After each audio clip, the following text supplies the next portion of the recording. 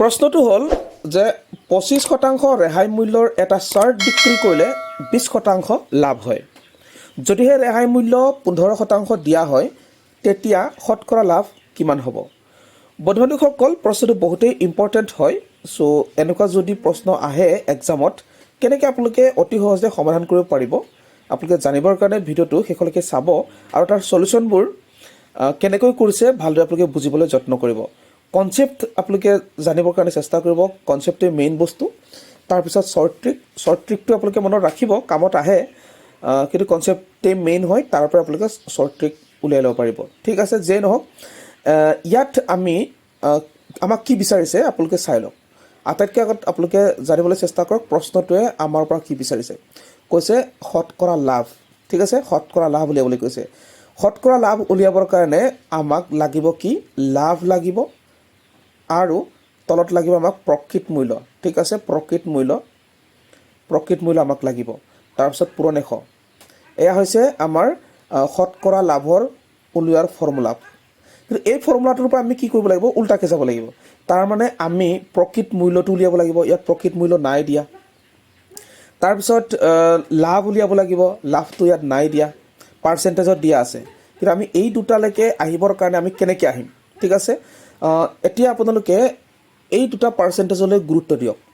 ঠিক আছে, তাৰপিছত আমি 15% কথাটো চাম। কিন্তু প্ৰথমতে আপোনালোকে এই দুটালৈ মন কৰক। 25% ৰেহাই মূল্যৰ এটা চাৰ্ট বিক্ৰী কৰিলে 20% লাভ হয় বুলি কৈছে। চ' আমি ধৰি লওঁ এটা এমাউণ্ট ধৰি লওঁ।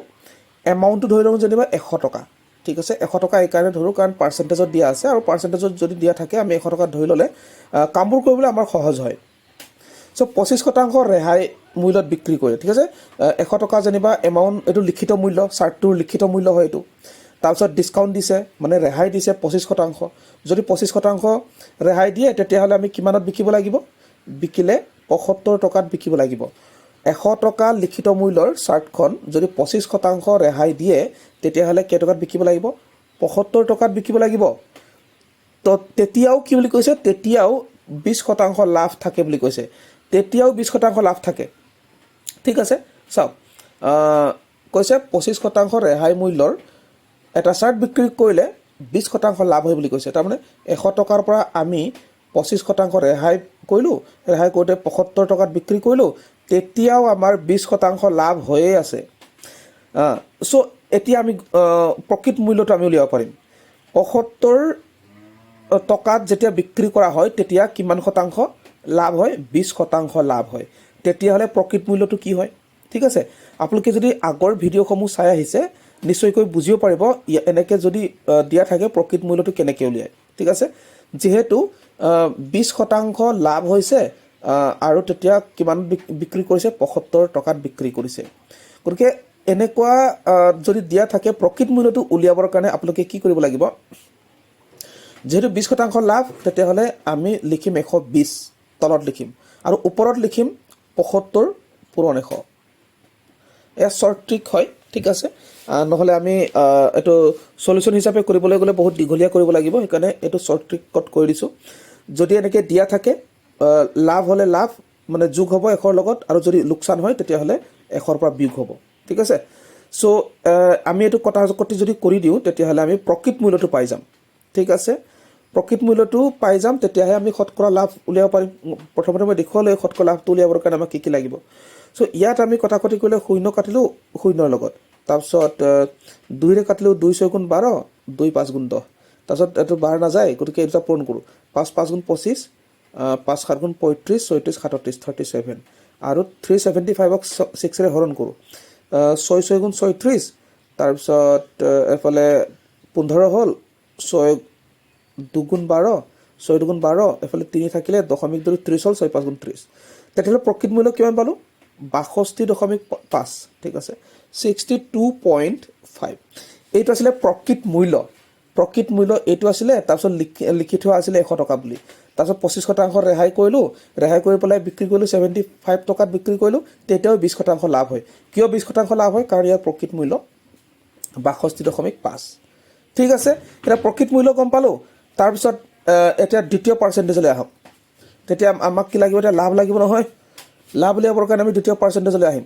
ঠিক আছে কৈছে কি যদিহে ৰেহাই মূল্য 15% দিয়া হয় তেতিয়া শতকৰা লাভ কিমান হ'ব সো যেহেতু লিখিত মূল্য কিমান আছে 100 টকা আৰু ৰেহাই যদি 25% নকৰাকৈ ৰেহাই যদি 25% নকৰাকৈ 15% কৰা হয় তেতিয়াহ'লে কিমানত বিক্ৰী কৰিলেহেঁতেন 15% মানে 100 টকাত 15 টকা বিয়োগ হ'ব তেতিয়া 15% যদি মানে ৰেহাই হয় ঠিক আছে 15% মানে কি 100 টকাত 15 25% মানে কি 100 টকাত 25 ঠিক আছে সো ইয়াত 100 টকাৰ পৰা 15% বিয়োগ কৰিলে 100 টকাৰ পৰা 15 টকা বিয়োগ কৰিলে আমি পাম 85 ঠিক আছে 15% যদি ৰেহাই দিয়া হয় তেতিয়াহ'লে বিকিব লাগিব 85 টকা 85 টকাত বিকিব লাগিব তেতিয়াহ'লে কিমান লাভ হ'ব প্ৰকৃত মূল্য কিমান আমি গম পালো প্ৰকৃত মূল্য 62.5 তাৰ পিছতে 15% যদি ৰেহাই দিয়া হয় তেতিয়াহ'লে কিমান বিকিব লাগিব 85ত তেতিয়া লাভ কিমান হ'ব সো এইটোৰ পৰা বিয়োগ কৰি দিলে হ'ল 85ৰ পৰা 62.5 প্ৰকৃত মূল্যটো বিয়োগ কৰি দিলে হ'ব ইয়াত 10ৰ 5 গ'ল 5 ইয়াত থাকিলে 4 2 গ'ল 2 তাৰপিছত ইয়াত 8 থাকিলে 8ৰ 6 গ'ল 2 গতিকে 22.5 এতিয়া লাভ কিমান পালো লাভ পালো আমি 22.5 প্ৰকৃত মূল্য কিমান পালো প্ৰকৃত মূল্য পালো আমি 62.5 এটো প্ৰকৃত মূল্য তাৰপিছত শতকৰা লাভ আমাক উলিয়াবলৈ কৈছে শতকৰা লাভ উলিয়াবৰ কাৰণে ওপৰত দিব লাগে লাভ আৰু তলৰ প্ৰকৃত মূল্য পূৰণ 100 উত্তৰে ওলাই গ'ল ঠিক আছে উত্তৰে ওলাই গ'ল এটা আমি কটাকটি কৰি দিম ঠিক আছে ইয়াৰ আগতো এটাৰ আগত দশমিক ইয়াৰ আগতো এটাৰ আগত দশমিক তাৰ মানে দুটা দশমিক উঠাই দিব পাৰি ঠিক আছে যেহেতু দুইটাতে সমান সংখ্যক অংকৰ আগত দশমিক আছে দুইটাৰ দশমিক আমি উঠাই দিলো তাৰপিছত জাস্ট আমি কটাকটি কৰিম একক স্থানত 5 আছে 5 ৰে পাৰ যাব সো 5 ৰে যদি কটাকটি কৰো 5 12 60 তাৰপিছত 5 5 গুণ 25 125 বাৰ গ'ল 5 4 গুণ 20 5 5 গুণ 25 ঠিক আছে গতিকে 45 বাৰ গ'ল আকৌ 125 5 25 125 ঠিক আছে 5 25 125 5 ৰে 45 9 বাৰ তো 25 ৰে 100 4 বাৰ গতিকে 4 ৰে 9 4 আৰু 9 কি হ'ব পূৰণ হ'ব 4 9 গুণ কিমান 36 4 9 গুণ 36% এয়া উত্তৰ 36% এনেকৈ আপোনালোকে কৰিব লাগিব আপোনালোকে কৰোঁতে ফটককেতো কৰিব পাৰিব কিন্তু প্ৰেক্টিচ থাকিব লাগিব ঠিক আছে মই আপোনালোকক কৈ গৈ আছোঁ এটা এটাকৈ বুজাই গৈ আছোঁ সেইকাৰণে সময়টো লৈছে কিন্তু প্ৰেক্টিচ যেতিয়া কৰিব সলিউশ্যনটো আহিব শ্বৰ্ট সলিউশ্যন নিজে নিজে আহিব ঠিক আছে কিন্তু প্ৰেক্টিচ কৰিব লাগিব গণিতত প্ৰেক্টিচৰ বাহিৰে একোৱেই নাই মুখস্থটো কৰিবই নোৱাৰে সো প্ৰেক্টিচ কৰক নেক্সট আহোঁ নেক্সট এটা ইম্পৰ্টেণ্ট প্ৰশ্ন বহুত ইম্পৰ্টেণ্ট প্ৰশ্ন ঠিক আছে সো দুখন ৰেল ষ্টেচন ক আৰু ষ্টেচন খৰ পৰা আৰম্ভ কৰি ক্ৰমে 50 কিলোমিটাৰ প্ৰতি ঘণ্টা আৰু 60 কিলোমিটাৰ প্ৰতি ঘণ্টাত ইটোৱে সিটোৰ ফালে যাত্ৰা কৰে ৰেল দুখনৰ মিলনৰ সময় দ্বিতীয়খন ৰেলে প্ৰথমখনতকৈ 120 কিলোমিটাৰৰ বেছি যাত্ৰা কৰিলে ক আৰু খৰ মাজৰ দূৰত্ব ঠিক আছে বহুত ইম্পৰ্টেণ্ট প্ৰশ্ন আৰু এনেকুৱা ধৰণৰ প্ৰশ্ন প্ৰায় আহেই সো আপোনালোকে ভালদৰে বুজি ল'ব কৈছে ষ্টেচন ক আৰু ষ্টেচন খ ধৰি ললে যেন এইটো ষ্টেচন ক আৰু এইটো ষ্টেচন খ ঠিক আছে দুখন ৰেল এখন ৰেল ইয়াৰ পৰা যাত্ৰা আৰম্ভ কৰিছে আৰু আনখন ৰেল ইয়াৰ পৰা যাত্ৰা আৰম্ভ কৰিছে এখন এইফালে মুখামুখিকে এখন ৰেল প্ৰথম যেটো ক ৰেলটো 50 কিলোমিটাৰ পাৰ ঘণ্টা হিচাপত গৈ আছে ইয়াৰ যেটো বেগ 50 কিলোমিটাৰ পাৰ ঘণ্টা ঠিক আছে 50 কিলোমিটাৰ পাৰ ঘণ্টা আৰু ইয়াৰ পৰা খৰ পৰা যেটো আহিছে 60 কিলোমিটাৰ পাৰ ঘণ্টা হিচাপত আহি আছে ঠিক আছে তাৰ পিছত এটা জাগাত ৰেল দুখন মিলিত হ'ল কৈছে ৰেল দুখনৰ মিলনৰ সময়ত দ্বিতীয়খন ৰেল প্ৰথমখনতকৈ 120 কিলোমিটাৰ বেছি ঠিক আছে সো ৰেল দুখনৰ মিলনৰ সময় ইয়াত যেনিবা দুইখন কি হ'ল মিলন হ'ল তাৰ মানে লগ খালে ঠিক আছে সো তাত কি কৈছে প্ৰথমখন ৰেল যেনিবা ইয়াৰ পৰা যোৱা ৰেলখন যেনিবা প্ৰথমখন ৰেল ঠিক আছে আৰু ইয়াৰ পৰা অহা ৰেলখন যেনিবা দ্বিতীয়খন ৰেল গতিকে কৈছে দুখন মিলনৰ সময়ত দ্বিতীয়খন ৰেল প্ৰথমখনতকৈ 120 কিলোমিটাৰ বেছি গতিকে যেনিবা ইয়াৰ পৰা ইয়ালৈ দূৰত্ব x কিলোমিটাৰ ঠিক আছে আৰু তেতিয়া ইয়াৰ পৰা ইয়ালৈ দূৰত্ব হ'ব কি x + 120 এইটোকে কৈছে যিহেতু ইয়াত ৰেল দুখনৰ মিলনৰ সময়ত দ্বিতীয়খন ৰেল প্ৰথমখনতকৈ 120 কিলোমিটাৰ বেছি যাত্ৰা কৰিলে এয়া প্ৰথমখন এয়া দ্বিতীয়খন গতিকে প্ৰথমখনতকৈ দ্বিতীয়খনে 120 কিলোমিটাৰ বেছি যাত্ৰা কৰিছে কিয় কাৰণ ইয়াৰ স্পীডো বেছি 60 কিলোমিটাৰ পাৰ ঘণ্টা হিচাপত গৈছে এইখনে 50 কিলোমিটাৰ পাৰ ঘণ্টা হিচাপত গৈছে সময়টো একেই ল'ব কিন্তু স্পীডটো কম কাৰণে ডিষ্টেন্সটো কম বেছি হ'ব ঠিক আছে সো এতিয়া আমি সলিউশনটো কেনেকৈ কৰিম আমাক কি বিচাৰিছে ক আৰু খৰ মাজৰ দূৰত্ব গতিকে এইটো স্থানৰ পৰা এইটো স্থানলৈ দূৰত্ব তাৰ মানে কি হ'ব এইটো x + 20 আকৌ এইফালে x তাৰ মানে x +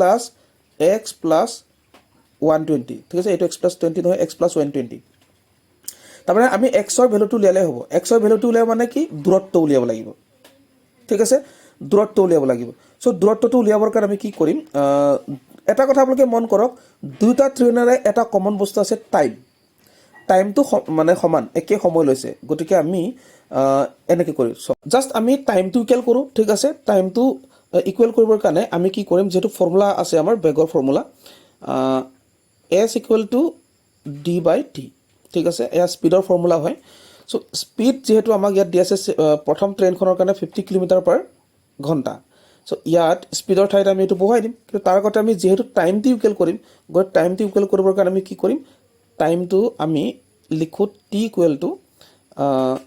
d/s আহি যাব ঠিক আছে এইটো ফৰ্মুলা এপ্লাই কৰিম দুটা ক্ষেত্ৰতে কাৰণ দুটা ক্ষেত্ৰতে টাইমটো ইকুৱেল হয় গতিকে টাইমটো আমি ইকুৱেল কৰিবৰ কাৰণে টাইমটো আগত লৈ আনিম সো প্ৰথম ট্ৰেইনখনৰ কাৰণে টাইমটো কি হ'ব প্ৰথম ট্ৰেইনখনৰ কাৰণে টাইমটো হ'ব ইয়াত d প্ৰথম ওপৰত কি হ'ব ডিসটেন্স কিমান ধৰিছো আমি x কিলোমিটাৰ ধৰিছো স্পীড কিমান আছে স্পীড 50 আহিছে 50 ঠিক আছে আৰু দ্বিতীয় ট্ৰেইনখনৰ কাৰণে টাইম কি হ'ব দ্বিতীয় ট্ৰেইনখনৰ কাৰণে টাইম হ'ব তলত আহিব 60 আহিব আৰু ওপৰত আহিব ডিসটেন্স কিমান প্ৰথম ট্ৰেইনখনে যিমান অতিক্ৰম কৰিছে তাতকে 120 কিলোমিটাৰ বেছি সো এই দুটা আমি জাস্ট ইকুৱেল কৰিম এয়া t হ'ল মানে টিৰ মান কেটা এইটো আৰু এইটো জাস্ট আমি কি কৰিম ইকুৱেল কৰি পেলাই কি কৰি পেলাই এতিয়া ইকুৱেল কৰি পেলাই কথা কৰিলে ওলাই যাব ঠিক আছে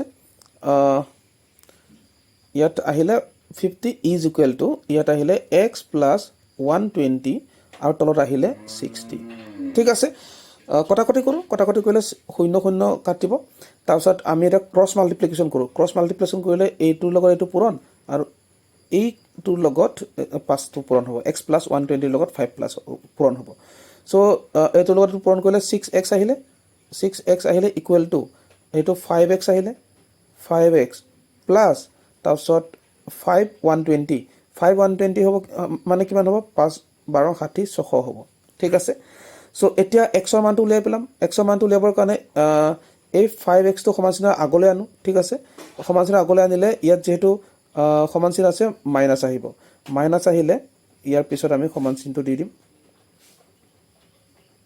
ঠিক আছে ইয়াত আমি সমানচিনটো দি দিম সমানচিনটো দিলে 6x ৰ পৰা 5x গুচি যাব কিমান থাকিব x থাকিব আৰু x ইকুৱেল কিমান হ'ব 600 হ'ব ঠিক আছে তাৰ মানে কি হ'ল প্ৰথম ট্ৰেইনখনে দ্বিতীয় ট্ৰেইনখনক লগ পাবৰ কাৰণে যিমান সময় লৈছিলে যিমান সময়ত যিমান দূৰত্ব অতিক্ৰম কৰিছিলে সেই দূৰত্বটো কিমান আছিল 600 কিলোমিটাৰ আছিল ঠিক আছে 600 কিলোমিটাৰ আছিল গতিকে প্ৰথম ট্ৰেইনখনে a ৰ পৰা আৰম্ভ কৰি পেলাই ঠিক আছে b লে গৈ থাকোতে b ৰ পৰা আহি থকা ট্ৰেইনখনক লগ পাবলৈ ইয়াৰ পৰা ইয়ালৈকে যেটো x ধৰিছিল এ আছিল 600 কিলোমিটাৰ তাৰ পিছত আগতে আমাক ষ্টেটমেন্টত কৈছে b ৰ পৰা আহা ট্ৰেইনখনে 600 মানে x এ যিমান অতিক্ৰম কৰিছে তাৰ লগত 120 বেছি অতিক্ৰম কৰিছে গতিকে a ৰ পৰা b লৈ দূৰত্ব কিমান গোটেই মানকেইটা যোগ কৰি দিলে হৈ যাব গতিকে x মানেটো 600 ঠিক আছে x মানে 600 আহিলে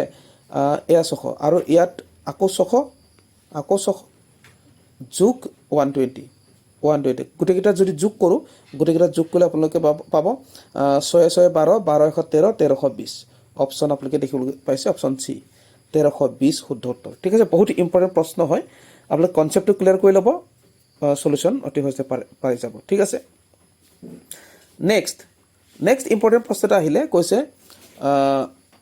এইটো কুৱেশ্যন নাম্বাৰ হয় 160 কুৱেশ্যন নাম্বাৰ ঠিক আছে চ' ইয়াত আহিলে 3 ইনটু 0.3 ইনটু 0.03 ইনটু 0.003 ইনটু 30 ইয়াৰ উত্তৰ কিমান হ'ব ঠিক আছে সকলোতে আপোনালোকে দেখিবলৈ পাইছে 243 243 2431 243 ঠিক আছে ইয়াত 2431 এটাতে আছে আৰু বাকি তিনিটা 243 243 আছে গতিকে একক স্থানত এক হোৱাৰ সম্ভাৱনা আছে নেকি চাওক এক হোৱাৰ সম্ভাৱনা নাই ঠিক আছে এক হোৱাৰ সম্ভাৱনা নাই গতিকে আমি কি চাব লাগিব বাকি তিনিটাৰ কোনোবা এটা অপচন হ'ব তাৰপিছত আমি কি চাম এতিয়া পইণ্টটো কিমানত আহিব পইণ্টটো আহিবৰ কাৰণে আপোনালোকে চাওক দশমিক কেইটাৰ আগত আছে ইয়াৰ কেইটাৰ আগত আছে তিনিটাৰ আগত ইয়াৰ কেইটাৰ আগত আছে দুটাৰ আগত ইয়াৰ কেইটাৰ আগত এটাৰ আগত গতিকে গোটেই কেইটা যোগ কৰি দিলোঁ ইয়াত তিনিটাৰ আগত দুটাৰ আগত আৰু এটাৰ আগত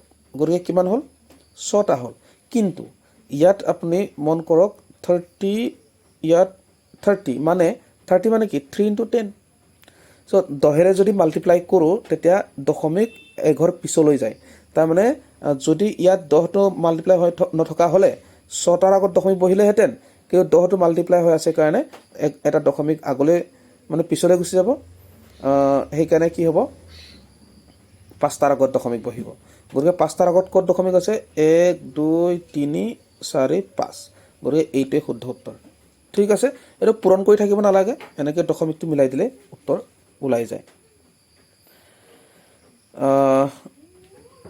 তাৰপাছত আহিলে নেক্সট আহিলে 4:5 কোনো ধন ভাগ কৰাত সৰু ভাগটো 472 টকা পৰিল মুঠ ধনৰ পৰিমাণ ঠিক আছে এটা মানে টকা আছিলে সেই টকাটো কি কৰা হ'ল 4:5 অনুপাতত ভাগ কৰা হ'ল ঠিক আছে টকাটো যেনিবা এইটো টকা আৰু যেনিবা ঠিক আছে ইয়াতে এজনে 4 ভাগ পাইছে এজনে 5 ভাগ পাইছে যেনিবা ইয়াত যেনিবা 4 এইটো যেনিবা 5 ঠিক আছে তাৰমানে এজনে কম পাবে এজনে বেছি পাইছে ঠিক আছে চ' 4 পোৱাজন নে কিমান পালে ইয়াত মানে 472 472 পালে মানে 4 যিটো 4ৰ গুণ পাইছে গতিকে এইটো 472 টকা পালে তেতিয়াহ'লে 5 গুণ পোৱাজনে কিমান পাব তাৰমানে কি 4ৰ লগত যিটো আমি এইটো মাল্টিপ্লাই কৰি পেলাই পাম সেই একেটাকে 5ৰ লগতো মাল্টিপ্লাই কৰিলে উত্তৰটো পাই যাম তাৰমানে আমি 4ৰে 472ক হৰণ কৰিম তাৰ হৰণ কৰি পোৱাটোৰে 5ক পূৰণ কৰিম ঠিক আছে উত্তৰ আমি পাই যাম গতিকে 472ক 4ৰে হৰণ কৰোঁ 4 গুণ 4 4 গুণ 4 4 8 গুণ 32 118 তাৰপিছত 5ৰে পূৰণ কৰোঁ 5ৰে পূৰণ কৰিলে 5 8 গুণ 40 5 গুণ 5 5ৰে 9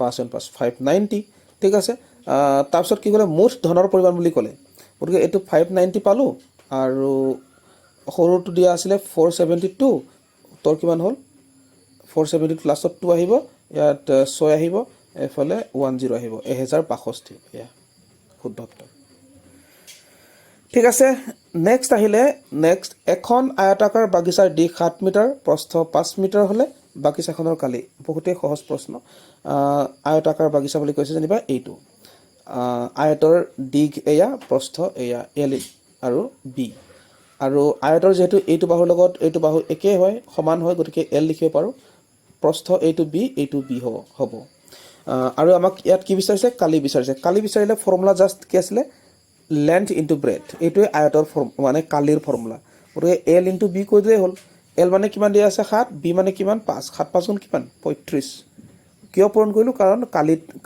কালি উলিয়াবলৈ হ'লে লেন্থ আৰু ব্ৰেথ পূৰণ কৰিব লাগে গতিকে 35 আৰু এককটো আহিব ইয়াত যেহেতু মিটাৰত আছে মিটাৰ স্কুৱেৰ আহিব বা বৰ্গমিটাৰ বা মিটাৰ স্কুৱেৰ ঠিক আছে এইটোৱে শুদ্ধ উত্তৰ 35 বৰ্গমিটাৰ নেক্সট আহিলে পৃথিৱী আৰু চন্দ্ৰৰ মাজৰ দূৰত্ব ইমান মিটাৰক প্ৰমাণিক ৰূপত লিখিলে তাৰ আকাৰ হ'ব প্ৰমাণিক ৰূপ এটা প্ৰমাণিক ৰূপ মানে কি হয় প্ৰমাণিক ৰূপ মানে হয় ইয়াতে যিমান দিয়া আছে প্ৰথম অংকটোৰ পিছত দশমিকটো বহাব লাগে তাৰ পিছত আমি 10ৰ ঘাত হিচাপে প্ৰকাশ কৰিব লাগে এইটো হৈছে প্ৰমাণিক ৰূপ চ' আমি কি কৰিম ইয়াতে আছে 3 পইণ্ট আছে, ইয়াত কিন্তু 384 আছে, ইয়াত 3.84 আছে আৰু ইয়াত 3.847 আছে। ঠিক আছে, চ' এতিয়া আমি কি কৰিম, আমি দশমিকটো 3ৰ পিছলৈকে আনিবলৈ চেষ্টা কৰিম আৰু কেইটাৰ আগত আমি দশমিক আনিলোঁ এইটো হিচাপ কৰিম। চ' ইয়াত আমি চাওঁ 1 2 3 4 5 6 7 8, ঠিক আছে, 7 8 হয়, ঠিক আছে, 8 হয়। গতিকে কি আহিব, 384টো আহিব ইনটু 10⁸ আহিব, ঠিক আছে। গতিকে ইয়াৰ উত্তৰ হ'ব 2টো। ইয়াত কিন্তু পইণ্টটো নাই দিয়া, এইটো মিষ্টেকত থাকি গৈছে, কিন্তু শুদ্ধ উত্তৰটো এইটোৱে হ'ব, ঠিক আছে। আপোনালোকে কোনো ডাউট কৰিব নালাগে, ইয়াত পইণ্টটো থাকিব লাগিছিলে। নেক্সট আহিলে যদি H/B 3:4 হয় আৰু B/C 8:9 হয়, তেতিয়াহ'লে H/Cৰ মান কিমান হ'ব? চ' ইয়াৰ উত্তৰ উলিয়াবৰ কাৰণে প্ৰথম যি দুটা দিয়া আছে ইয়াৰ ৰেচিঅ'টো মিলাই লওঁ। H/B, ঠিক আছে, কিমান দিয়া আছে? 3:4 দিয়া আছে। এইবোৰ আমি লিখি থাকিব দৰকাৰ নাই, আমি জাষ্ট এনেকুৱা কৰোঁ,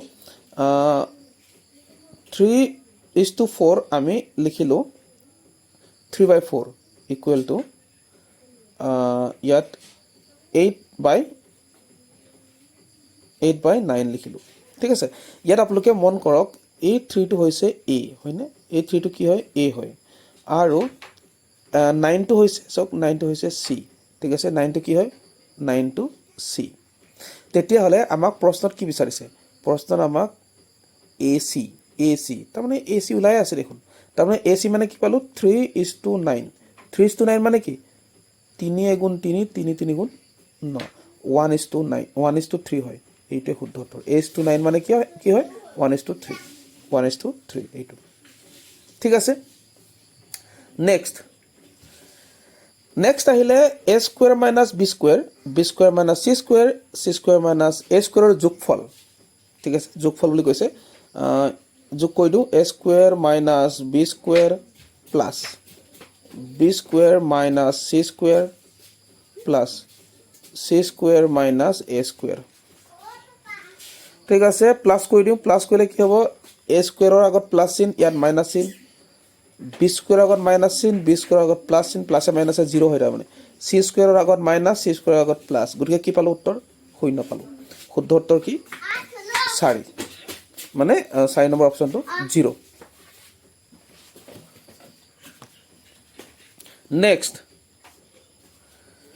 নেক্সট আহিলে কৈছে কি 11.98 ইনটু 11.98, মানে এই ৰাশিটো পূৰ্ণবৰ্গ হ'লে এক্সৰ মান হ'ব।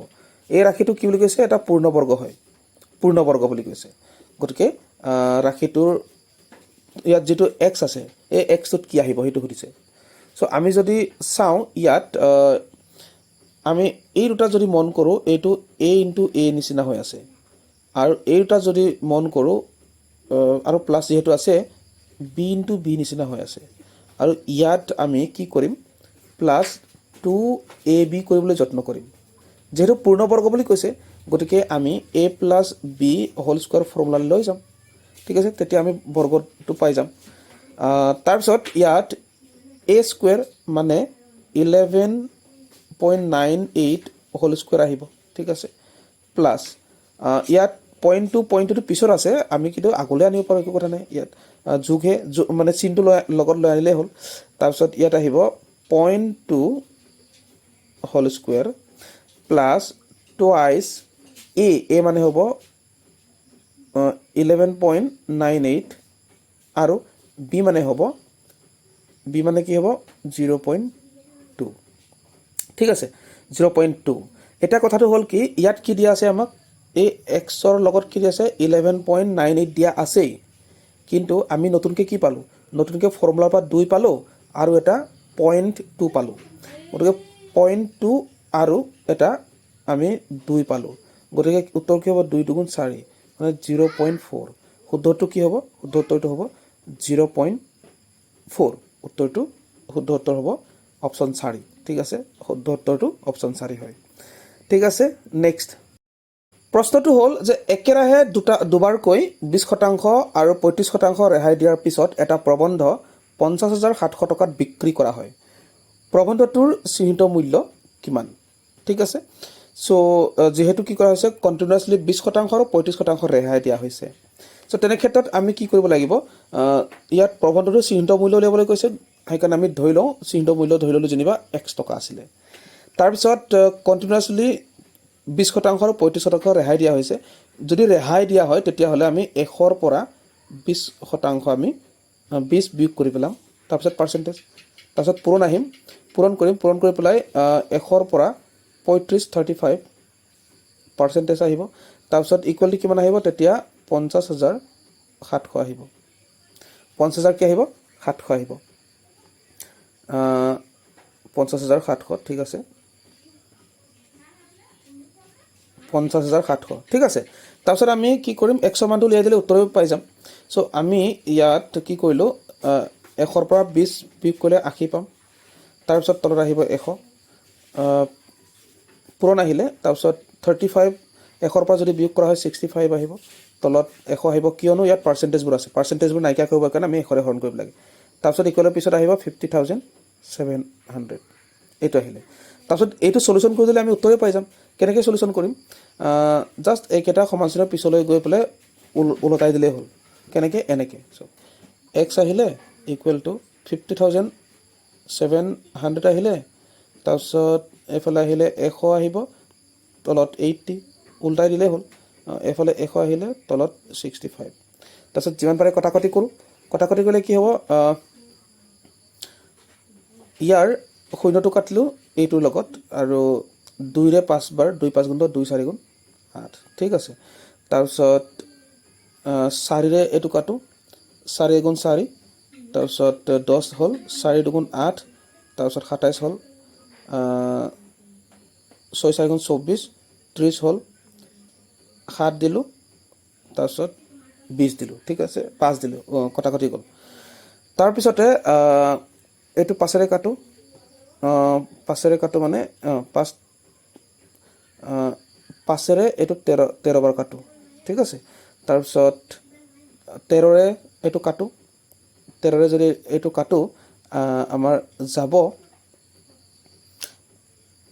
975 যদি কাটি দিওঁ 13ৰে এইটো গুচি যাব, তেতিয়াহ'লে 975ৰ লগত 100 যদি পূৰণ কৰোঁ উত্তৰ পাম আমি 97500, এইটোৱেই শুদ্ধ উত্তৰ, ঠিক আছে।